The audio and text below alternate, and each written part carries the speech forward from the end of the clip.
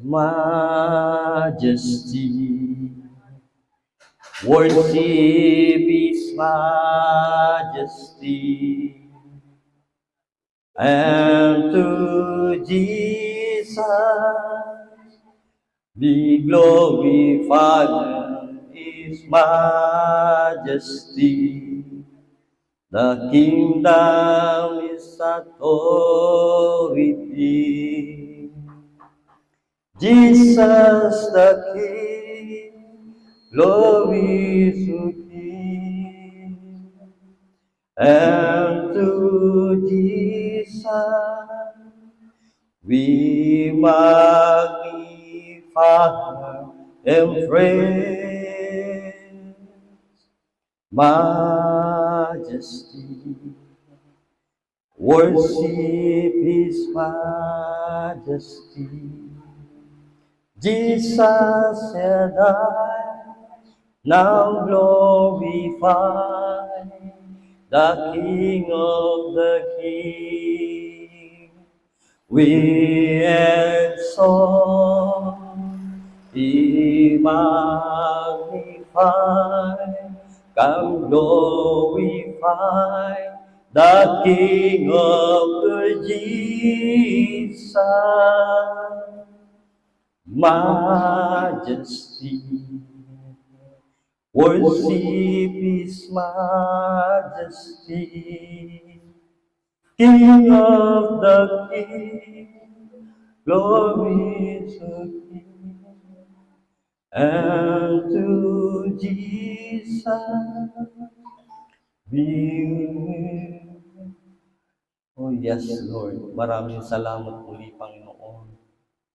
Sa iyong pangalan, narito po kami na nagpupuri, Panginoon, sa iyong harapan.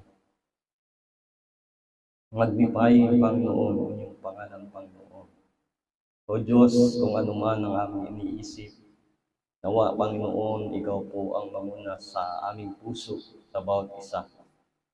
Pinupuri ka namin, pinasasalamatan, Panginoon, sa umagang ito. Ito po ang aming samot dalangin. Sa pangalan ni Jesus, Amen. Palakpakan po natin ang Panginoon.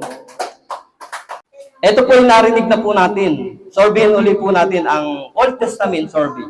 Amen.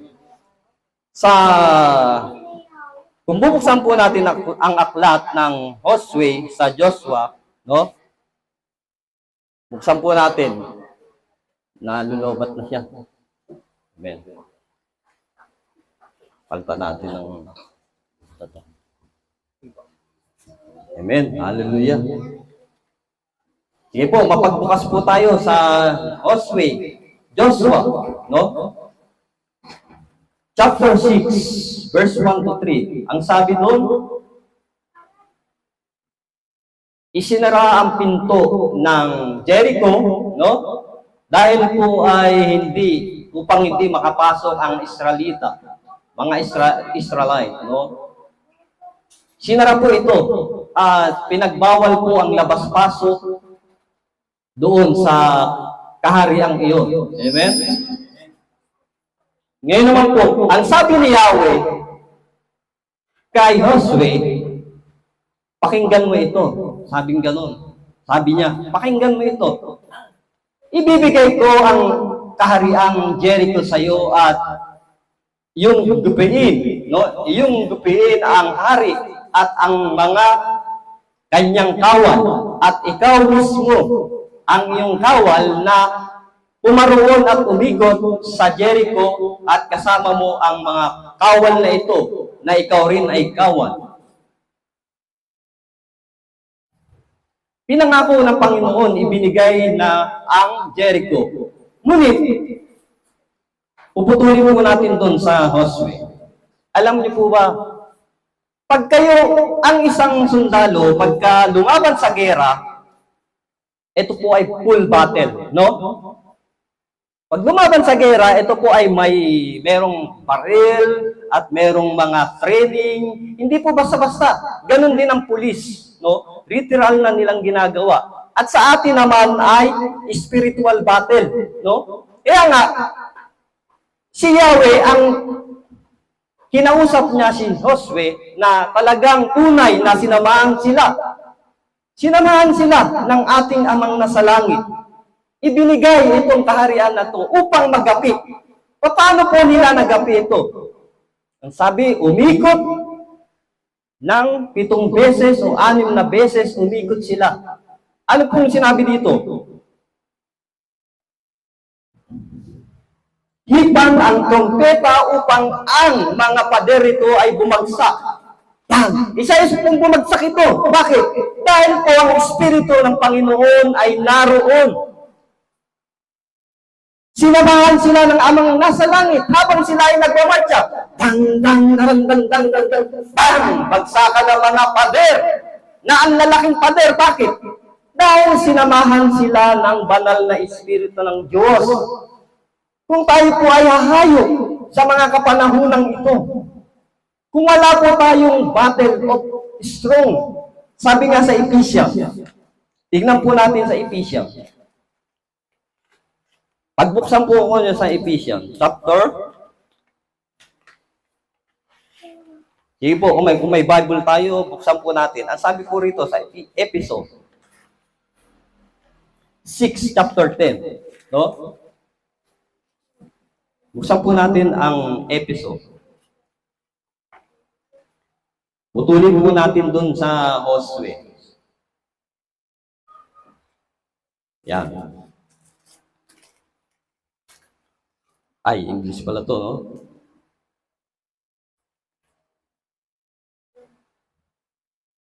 Ephesians chapter 6, verse 10. Episode. Sige po. Here is one's last word of the advice depends on the Lord of your strength, but your trust in His great power within full armor of God, where God armor, so that you can fight against the devil.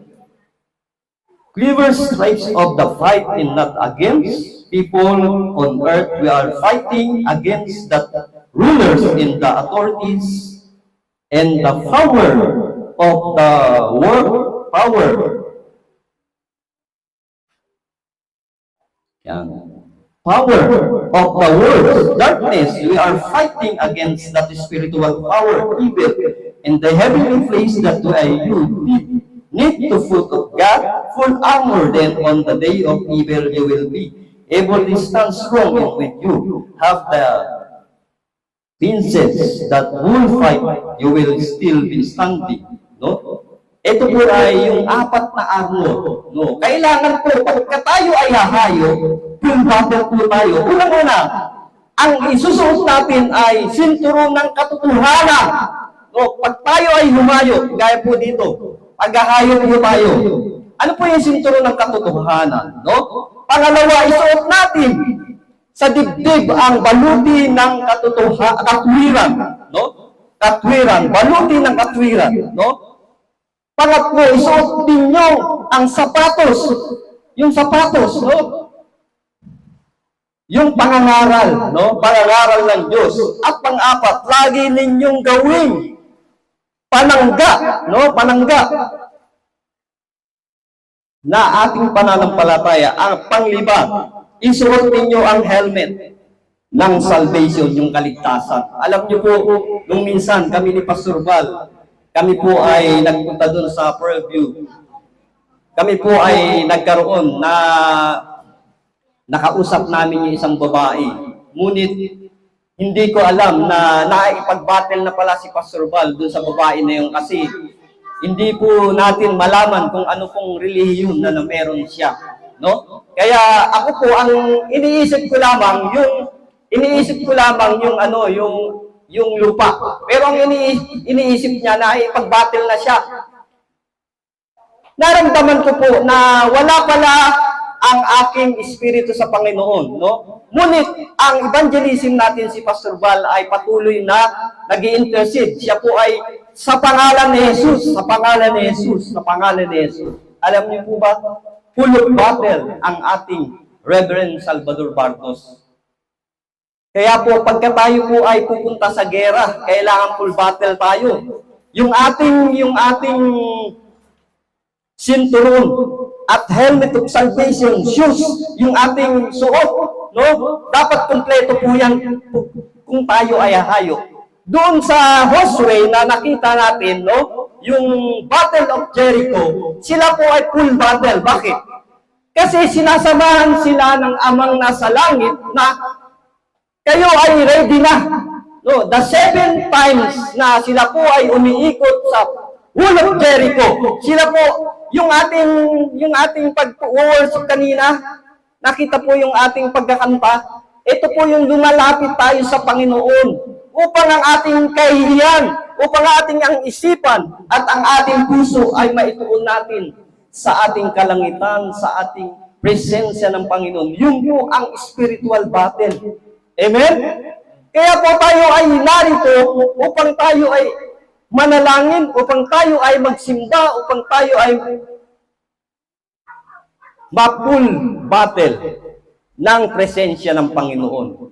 Alam niyo po ba, itong March of Jericho, nung gumabagsak po ang mga pader na ito, ang mga kung ano-anong bumabagsak dahil po sa trompeta, dahil po sa mga instrument na dala-dala nila at nagmamarching sila, habang sila ay nagmamarching, daan-daan nilang pinapatunog ang trompetang ito, dan-dan-dan! Sabay-sabay po nating hipan ng trompeta dito sa gaya-gaya upang ang mga kaluluwa